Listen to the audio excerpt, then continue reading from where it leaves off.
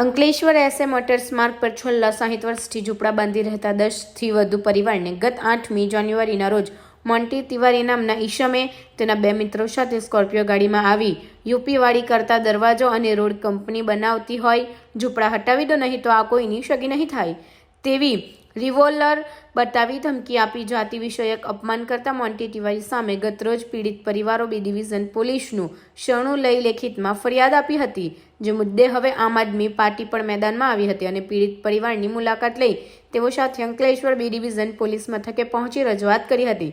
એટલું જ નહીં, આ મુદ્દે પોલીસને FRR ફાઇલ કરવા માટેની માંગ કરી હતી તેમજ પીડિત પરિવારને ન્યાય મળે અને તેમની સુરક્ષાની વ્યવસ્થા કરવા માંગ કરી હતી। ગઈકાલના રોજ પીડિત પરિવારને મોન્ટી તિવારી નામના વ્યક્તિએ અહીંયા ખોટી રીતે એમને ધાક ધમકી આપી અને જાતિ વિષયક બોલીને એમને ઘર ખાલી કરવાનું એમને નામ આપ્યું છે।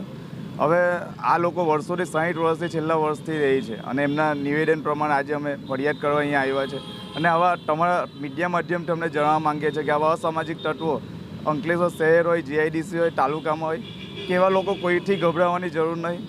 આવા લોકોને અમે કાયદેસર પગલાં હવે ભરાવીશું અને આજે PI સાહેબને મળીને એમની ફરિયાદ પણ અમને કરાવીશું।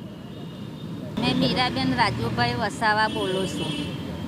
અમે આટલા ટાઈમથી રૂરલ પોલીસ સ્ટેશનની બાજુમાં રહીએ છીએ, કબીરદાસ મંદિરની બાજુમાં।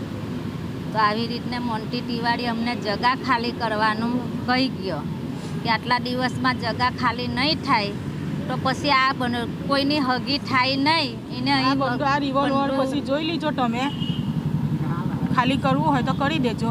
તમે બીજા તમે બરોબર કંઈ સમજતા નથી, તમને શુદ્ધ ભાષામાં સમજાવવા જેવું નથી। બંદૂકની ધમકી આપે છે આવી આવીને।